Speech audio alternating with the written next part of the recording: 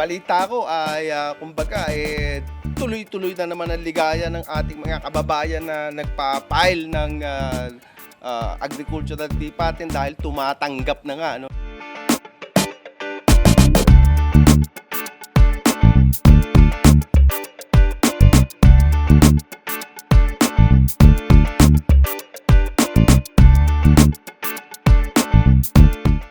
Magandang araw po sa inyong lahat, mga tagapakinig. At ito po ang episode 1 ng ating season 3 ng Usapang Lupa na handog sa inyo ng Foundation for Economic Freedom. At first time, magkasama kami ni Sir George sa actual location at hindi ito Zoom recording. Tony George, bumati ka naman sa ating mga tagapakinig dyan. Maraming salamat. Kasama po natin si Attorney Erwin Chamson. Ako po si Attorney George Katigbak. Dito nga po sa unang episode. Ito pong unang episode sa ating bagong season. Ang tatalakayan po natin ay ang magandang balita para sa mga taong gustong mag-apply ng free patent dun sa kanilang agricultural na lupa. So, Sir Erwin, maaari po ba nating bigyan ng detalye? Ano ba itong magandang balita na ito? Ang magandang balita ay naipasa na ng DENR ang Implementing Rules and Regulations ng Republic Act 11573. Ang pangalan nito ay Department Administrative Order Number 21-38.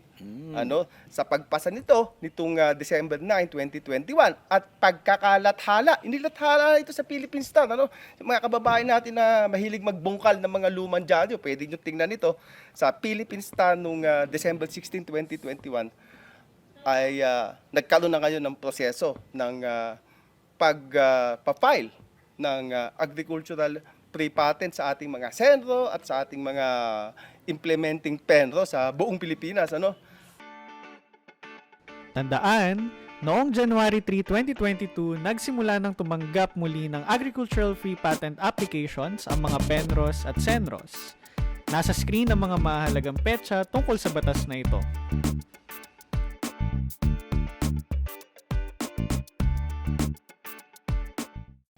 Tony George, ano nga ba yung Republic Act 11573? Bigyan natin ng kaunting Yan kasing, Attorney Erwin, yan kasing RA 11573. Kaya ginagamit natin 11573 kasi ang haba ng title. Ito, kailangan kong basahin kasi baka magkamali ako. Ang title nito ay An Act Improving the Confirmation Process for Imperfect Land Titles Amending for the Purpose Commonwealth Act number 141, as amended, otherwise known as the Public Land Act, and Presidential Decree number 1529, as otherwise known as the Property Registration Decree. Ano bang gusto lang gawin nito? Ang gusto lang nito gawin ay binago nito ang proseso ng agricultural free patent at yung registration ng judicial decree. Nung sa judicial decree kasi medyo pinalinaw kung anong requirements ng pagpuprove ng A&D. Pero dito sa particular na pagkakataon na to, sir, ang ating pag-uusapan ay yung agricultural free patent. Yun. And sir, so sa tingin ko sir, ang isang sa mga importanteng tanong dito ano ba yung mga requirements o mga qualifications para makapag-apply under dito sa RA 11573? Attorney George, ito yung qualification ng mga applicant dapat kapag nag-file ka dito sa bagong batas natin sa agricultural free patent. Una, hindi pa rin binago yung qualification sa citizenship. Kailangan pa rin na natural born citizen ang applicant. Ibig sabihin, dito siya pinanganak sa Pilipinas at hindi niya kailangan gumawa ng aksyon para maging Pilipino. Kailangan yun. Tawag natin dyan natural born citizen. At of course, kailangan occupant siya at cultivator ng isang agricultural lands. Alienable and disposable agricultural lands of the public domain. At of course, kailangan nagbabayad siya ng real property tax. Ang ginawa dito sa RA 11573, kaya sinabi mo, pinaikli ang period of possession na required. Itong occupation, cultivation of payment of real property tax na required dati pang free patent, ay ginawa na lang 20 years, from the date of the application. Maganda yan, maganda. Maikli na to, Atty. George, ano? Tandaan, ang pwedeng mag-apply ng agricultural free patent ay ang sumusunod. Una, kailangan ikaw ay natural-born Filipino citizen. Pangalawa, dapat mahigit 20 years ka nang nakatira at nagtatanim sa higit kumulang 12 ektaryang lupa. At pangatlo, ikaw dapat ay nagbabayad ng property tax o amilyar sa lupa na pinapatituluhan mo. Atty. George. At para rin sa mga kababayan natin, ano? Ano ba yung proseso dito, ha? Alam ko medyo mahaba ito, pero at least paibigay mo yung pinaka-gist ng proseso ng pag-a-apply ng agricultural free Ang patent. maganda sir dito, Sir Erwin, no, mga kasama, ang maganda dito sa bagong batas na to ay nagbigay ng palugit na 120 days sa Senro upang iproseso, ha? 120 days lang upang Maikli iproseso. na, no? Yes sir, ang application. Dito sa application na to, kapag naisubmit mo na sa Senro o sa implementing Penro ang iyong application, ipoproseso nila yan, aaralin, titingnan kung ikaw ay kwalipikado, kung kompleto ang iyong sinasubmit. At yan ay may proseso ng investigasyon. Aha. Pupunta ang investigador ng Senro, titingnan ng lupa, i-interview yung mga kamag-anak at mga kapitbahay, titingnan kung ikaw ba ay tamang tao na pagbigyan ng isang patente. Ano? At pagkatapos nito, tsaka ito maaaprobahan ng Penro, ano? Maaaprobahan kung ang iyong mga requirements ay tama at ikaw ay kwalipikado. Ayan. Ito ang usual na proseso. Halos pareho naman yan dun sa dati, pero ito pinaigsi. Pinaigsi. At required sila na tapusin ang proseso. Siguro tingnan natin yung flowchart, ano? I-flash nga natin Yes, sir, yung yes, sir. flowchart dyan. Ito. Tingnan natin yung flowchart na to. Ito ang mga steps sa pag-apply ng agricultural free patent. Una, magsasagawa ng preliminary assessment ang Senro sa free patent application. Pangalawa, magsisend sa applicant ng acknowledgement receipt ang Senro sa pamamagitan ng text bilang patunay na natanggap na nito ang application. Merong 120 days ang Senro para iproseso ang application.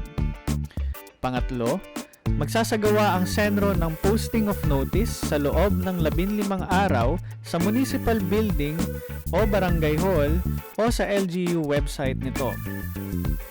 Pang-apat, magkakaroon ng inspection at investigation ng Senro sa pamamagitan ng interviews at pagbisita sa lupa para malaman kung qualified ang isang applicant na makatanggap ng agricultural free patent.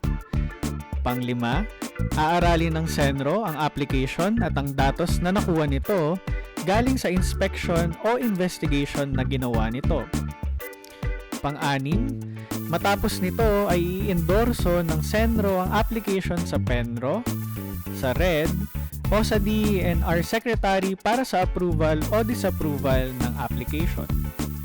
Kapag naaprubahan ang application, ibibigay na ng Penro ang signed patent sa Registry of Deeds at ipaalam din nito sa aplikante through text na nasa Registry of Deeds na ang kanyang patent. Ayan, ano, para higit na makita ng ating mga tagapakinig ang proseso, ang flowchart na yan. Oo. So mga kababayan, mga kasamaan, alalahanin nyo ha, pwede nang mag-apply ulit ha. Punta kayo sa inyong pinakamalapit na Senro, ano? Sir Erwin. Nitong January 3, ang balita ko ay kumbaga tuloy-tuloy na naman ang ligaya ng ating mga kababayan na nagpa-file ng agricultural free patent dahil tumatanggap na nga nitong January 3 pa ng application dahil sa pagpasa ng IRR na ito. Ang IRR, again, ulitin natin, dun sa mga mahihilig mag-research sa internet, ito yung Department Administrative Order o DENR DAO 21-38.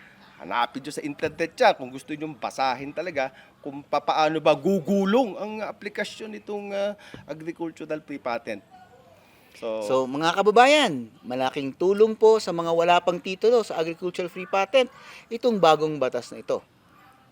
Sir Erwin, sa tingin ko ito na naman ang panahon para magpaalam tayo, ano? Magpaalam tayo at hanggang sa muli at salamat sa pakikinig at tuloy-tuloy ninyong sundan itong ating usapang lupa na handog sa inyo ng Foundation for Economic Freedom. Thank you, Attorney Erwin Chamson. Ito po si Attorney George Katigbak, nagsasabing maraming salamat at stay safe.